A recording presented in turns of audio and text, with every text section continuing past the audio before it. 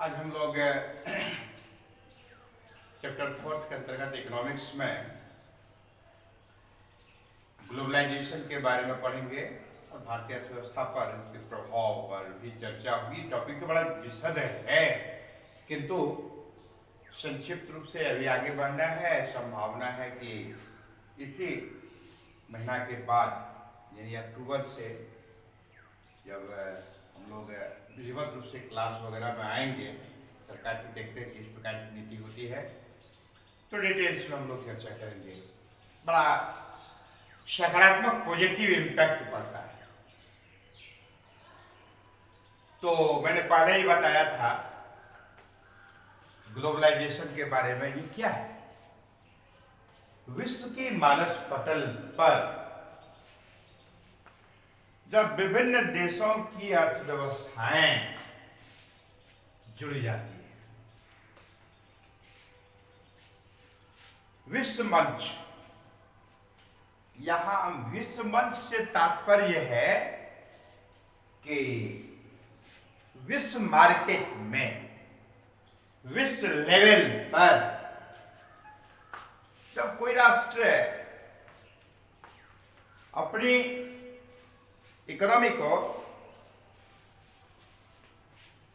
Linked करता है, यानी an economy which is linked to world level or the world market, it is known as globalization. इसका दूसरा भी एक प्रचलन है, शब्द है, लोग कहते हैं घरेलू अर्थव्यवस्था। तो ये घरेलू अर्थव्यवस्था क्या है? यहां घरेलू अर्थव्यवस्था से तात्पर्य है उस देश की अर्थव्यवस्था। उस देश की अर्थव्यवस्था को जब विश्व की अर्थव्यवस्था के साथ विश्व मार्केट में जोड़ने का कार्य होता है, इसी नीति को हम ग्लोबलाइजेशन कहते हैं, वैश्वीकरण कहते हैं। ठीक है, इसको हम लोग हिंदी में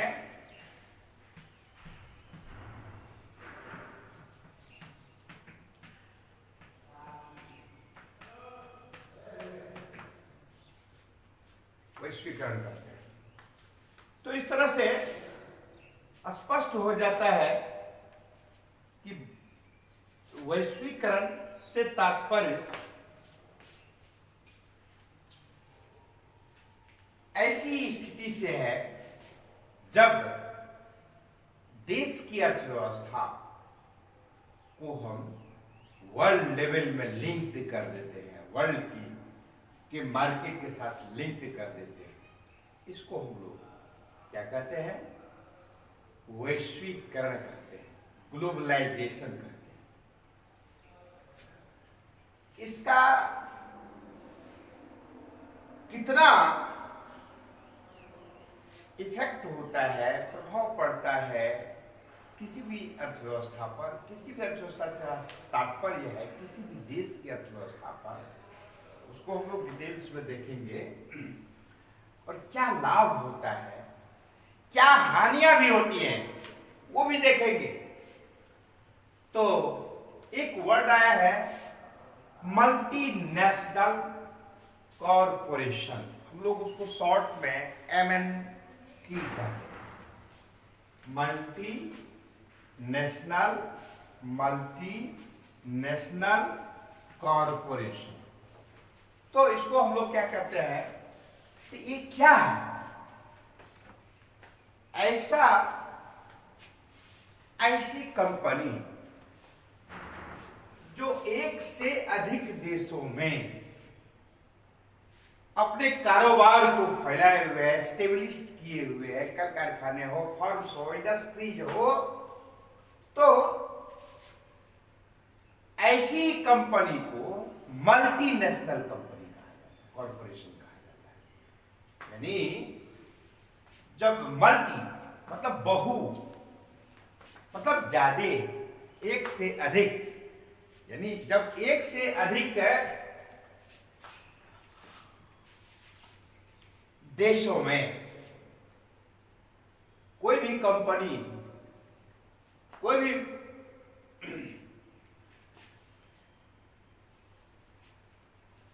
कॉरपोरेशन के द्वारा यदि कारोबार प्रारंभ किया जाता है,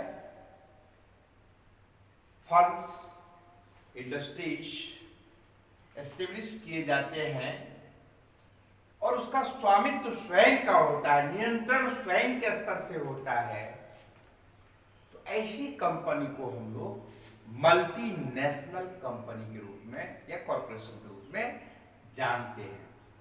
इसलिए है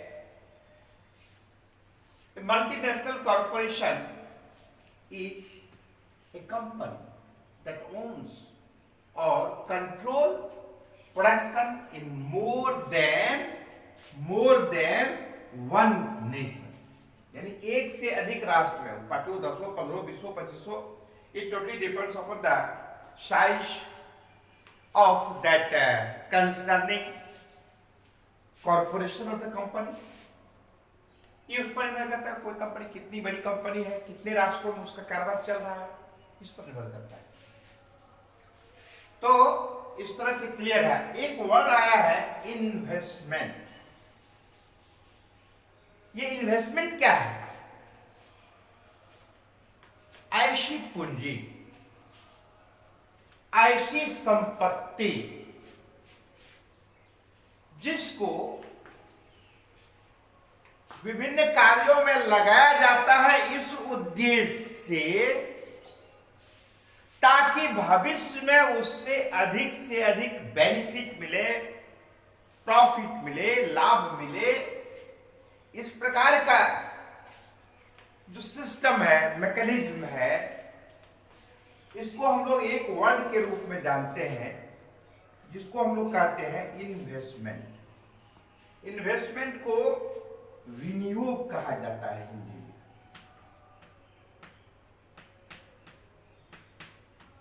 किंतु बड़ा शब्द है थोड़ा सा, इसको आजकल प्रचलन में निवेश किसी को कहा जाता है। ये दोनों एक ही चीज है, तो इसके लिए हम इन्वेस्टमेंट शब्द का प्रयोग करते हैं। अब जैसे पूंजी इन्वेस्ट किया, पूंजी लगाई, किस कार्य के लिए? तो भविष्य में फर्दर, यानी भविष्य में ज्यादा से ज्यादा उसे आय की प्राप्ति हो, इसी को हम लोग इन्वेस्टमेंट कहते हैं। तो विदेशी निवेश से तात्पर्य है कि जब कई राष्ट्रों में ऐसी कंपनी के द्वारा कार्य किए जाते हैं, इन्वेस्ट किए जाते हैं अपने कैपिटल को, तो उसको क्या कहा जाता है? फॉरेन इन्वेस्टमेंट कहा जाता है। क्या कहा जाता है? फॉरेन इन्वेस्टमेंट कहा जाता है। तो इस तरह से आप लोगों ने देखा कि मल्टीनेशनल कंपनी क्या है? क्या है मल्टीनेशनल कंपनी? तो यानी एक से अधिक राष्ट्र में ऐसी कंपनी जिसका कारोबार,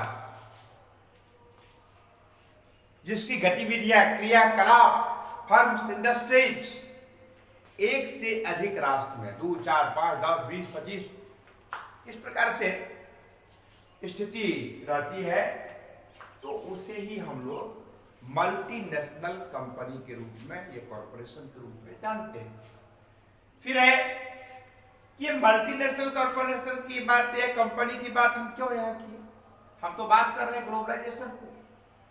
तो इसके माध्यम से वर्ल्ड मार्केट में जो विभिन्न मल्टीनेशनल कंपनियां हैं उनके द्वारा विभिन्न वस्तुएं जो प्रोडक्ट होती हैं उसको हम वर्ल्ड लेवल पर, वर्ल्ड मार्केट में, विश्व बाजार में उसको सप्लाई किया जाता है।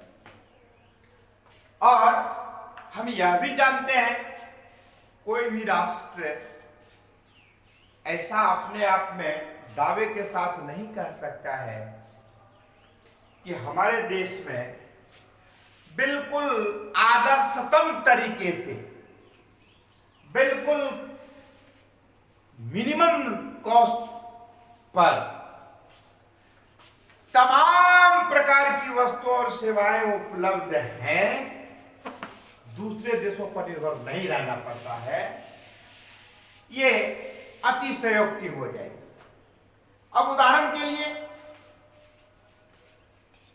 कि कोई राष्ट्र ऐसा है जहां पर खनिज संपदा से भरा पड़ा है, तो वहां फार्मिंग यानी खेती बाड़ी के लिए अनुकूल लैंड्स नहीं है, कम से कम प्रोडक्शन होता है, उन्हें दूसरे देशों पर निर्भर करना पड़ता है खाद्यान्न के लिए। कोई ऐसे राष्ट्र है जहां खनिज तेल का अपार भंडार पड़ा हुआ है, तो उसी का उत्पादन करता है, बाकी सब कुछ उसे दूसरे देशों से इंपोर्ट करना पड़ता है। कोई ऐसा राष्ट्र है जहां पर खाद्यान्न का अपार भंडार है, तो कल कारखाने के मामले में दूसरे देशों पर निर्भर कर विभिन्न प्रकार की निर्मित वस्तुओं को दूसरे देशों से इंपोर्ट करवाता है। इसी प्रकार से दुनिया में जितनी भी प्रकार की वस्तुएं होती हैं, तमाम वस्तुओं कल पुर्जे और खाद्यान्न सामग्री जो मानव जीव समुदाय के लिए उपयुक्त है, उपयोगी है, जिसके बिना कार्य करना कठिन है, तो इन तमाम वस्तुओं और सेवाओं का एक्सपर्ट कोई एक राष्ट्र नहीं होता है। चाहे वो अमेरिका ही करो, चाहे वो इंग्लैंड करो, कनाडा करो, जर्मनी करो, जापान करो, भारत ही करो, चाइना ही करो,